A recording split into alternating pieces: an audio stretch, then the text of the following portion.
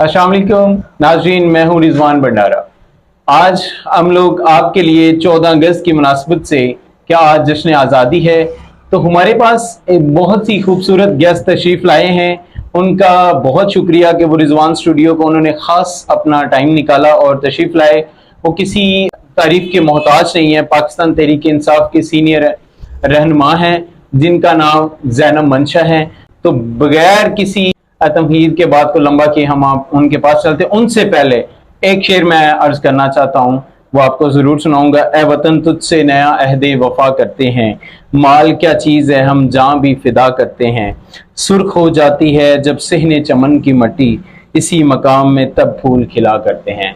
तो मेरे इशार के बाद, मेरे पाकिस्तान से मोहब्बत के बाद, मैं अब चलता हूँ बगैर किसी इंटरवल्स के मिस ज़ैनब मंशा के पास कि वो आई, उन्होंने अपना खसूसी जो अपना टाइम निकाला। जी अस्सलाम वालेकुम। वालेकुम अस्सलाम। क्या हाल चाल है? ठीक है, पहले की तरह माशाल्लाह खुश, जैसे आप पहले खुश होते थे वैसे नहीं लग रहे थोड़े से। क्या सीन है इस दफा? आपने जो 14 अगस्त है, जश्न आज़ादी की मुबारक है, उसको किस तरह सेलिब्रेट किया है, हमारे व्यूवर्स को जरा बताइएगा।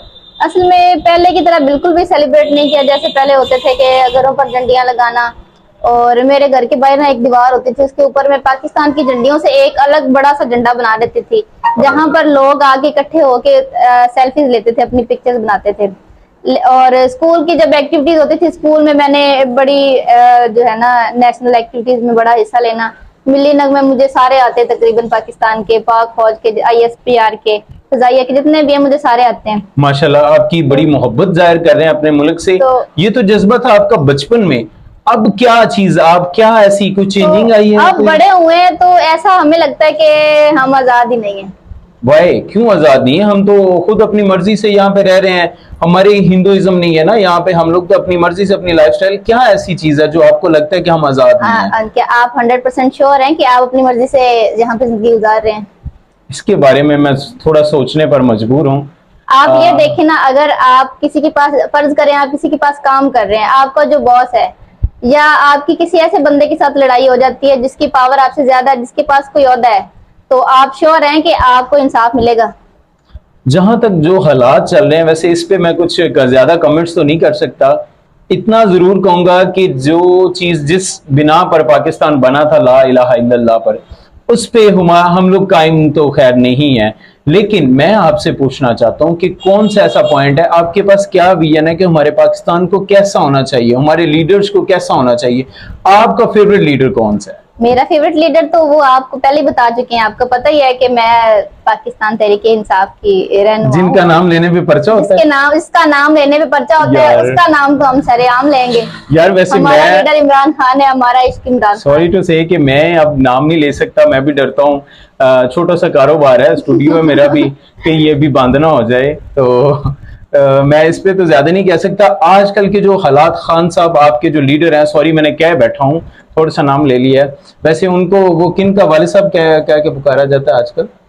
वो कहते हैं जी उनका अब्बा कासिम के अब्बा। कासिम के अब्बा के बारे में क्या पॉइंट ऑफ व्यू रखती हैं कि क्या वो पाकिस्तान के लिए क्या ऐसा चेंज लाएंगे जो सबसे डिफरेंट होगा, मुनफरिद होगा? बिल्कुल वही बात मैं करी थी ना, आप थोड़ा सा टॉपिक उसी तरफ लेके गए थे। मैं कहना चाहती थी कि एक बंदे के पास अपना आईनी हक नहीं है, अपना कानूनी हक नहीं है, तो वो कैसे आजाद हो सकता है?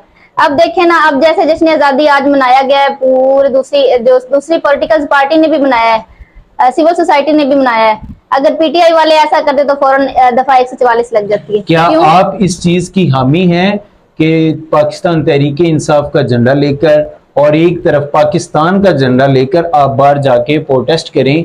क्या आप समझती हैं कि आपके ऊपर कोई एलिगेशन या कोई आपके ऊपर कोई चार्ज किया जाएगा? क्या ऐसा है, आपको कोई ऐसा डर है? डर तो नहीं है, लेकिन ऐसा होता है ना कि अब देखें ना कि पीसफुल प्रोटेस्ट जो होता है वो हर बंदे का कॉन्स्टिट्यूशनल राइट होता है, लेकिन हमारा नहीं है। PTI वालों का क्यों नहीं है? आप जो आजकल फैसले हो, बात जो है ना, वो बात आजादी की थी कि हम आजाद क्यों नहीं है। ये बात है ना, जब हमें हमारा आईनी हक नहीं दिया जाएगा, हमें हमारा कानूनी हक नहीं दिया जाएगा, तो हम आजाद कैसे हैं?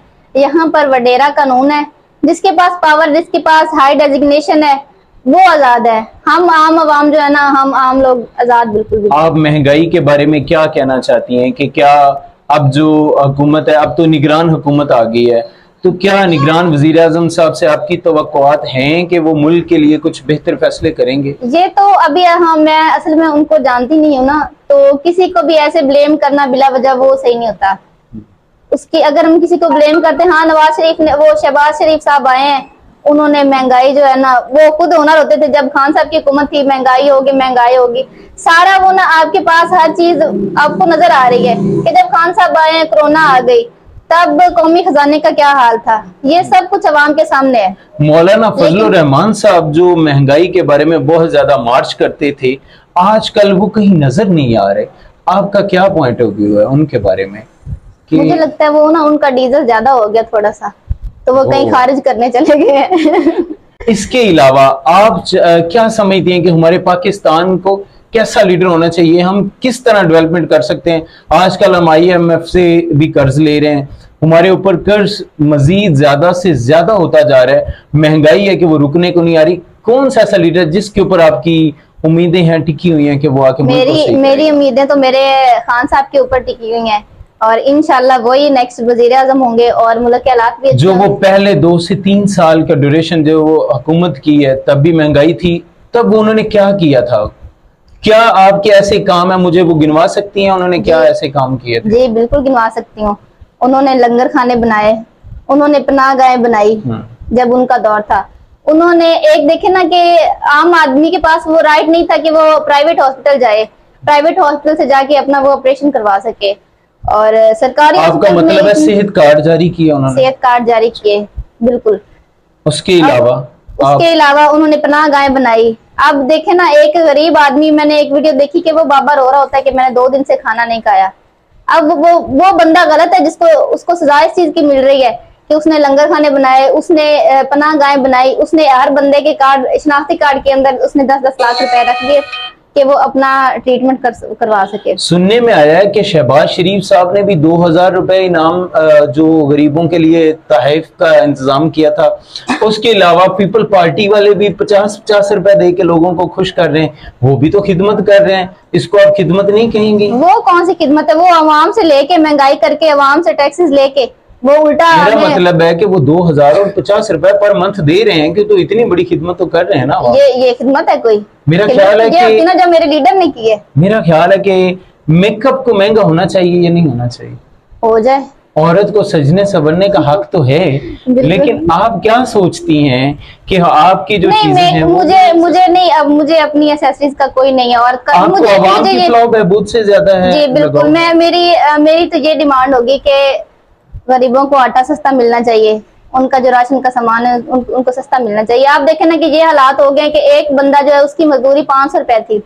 पहले ये होता था कि 500 रुपए में गुजारा हो जाता था, लेकिन अब 500 रुपए में सिर्फ घी आता है।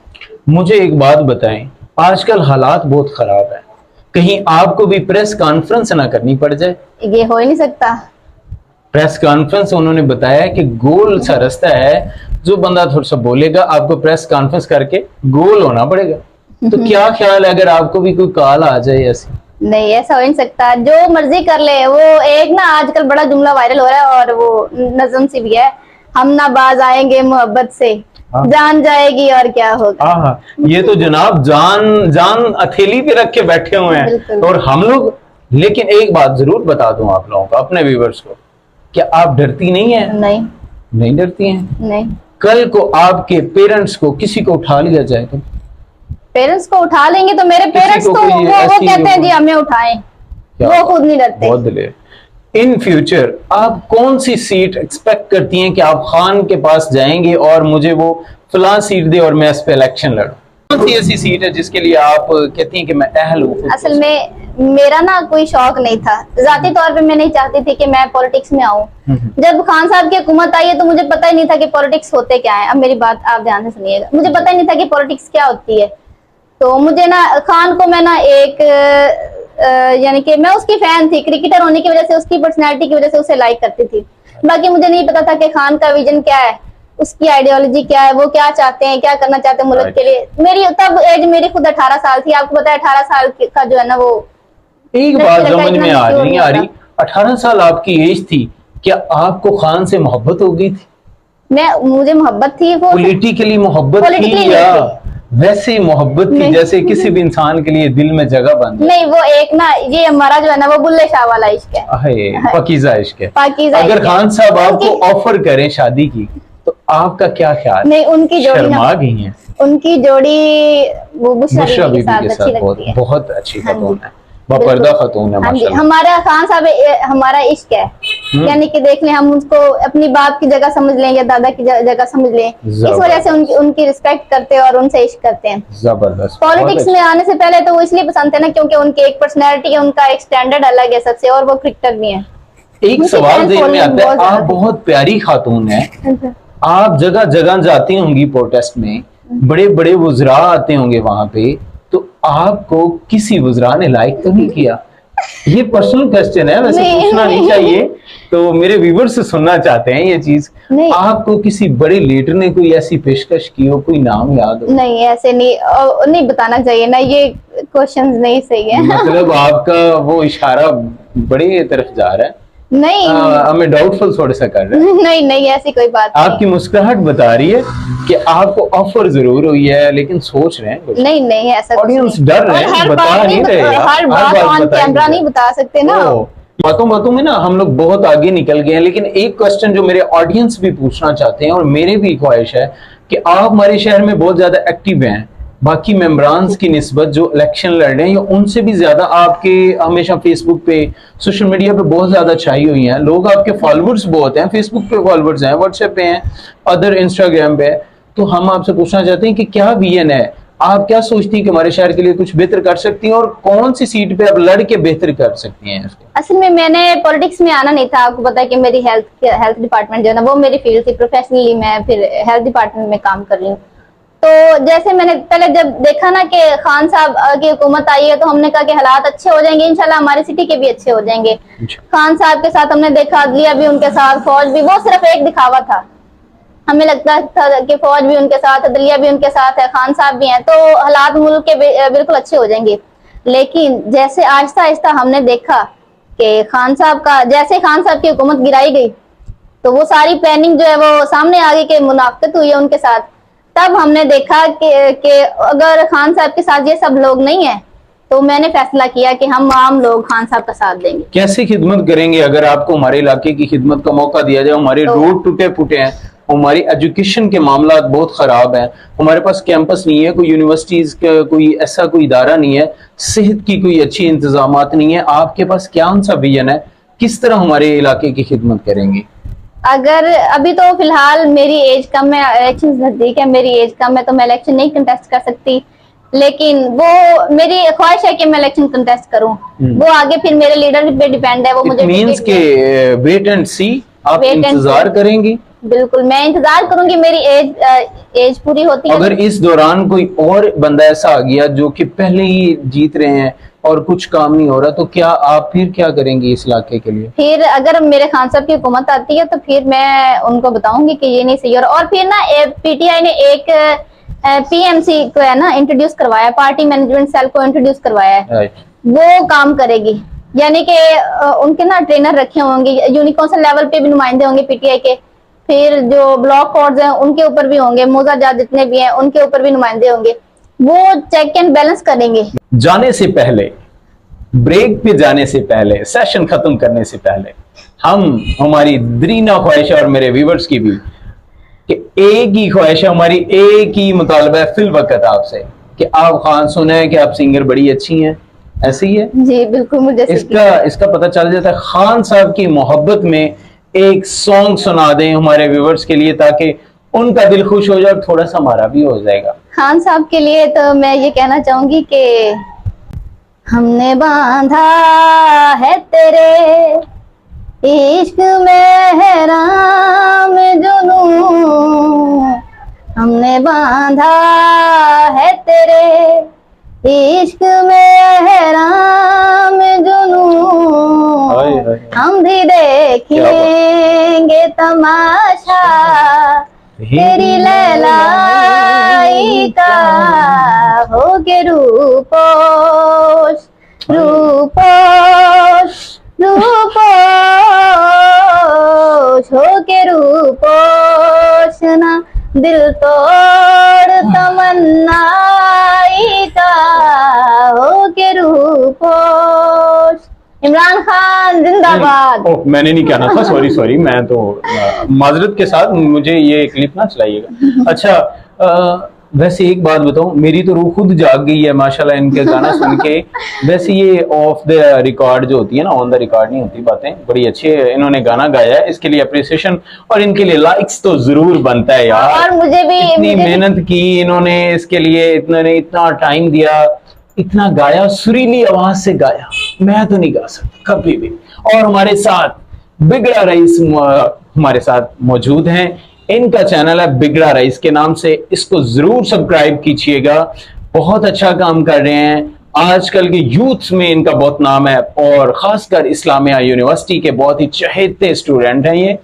खैर, हूं तो मैं भी इस्लामिया यूनिवर्सिटी का, लेकिन आजकल जरा मामला कुछ और चल रहा है, समझ रहे हैं ना, ट्राई टू अंडरस्टैंड बेबी।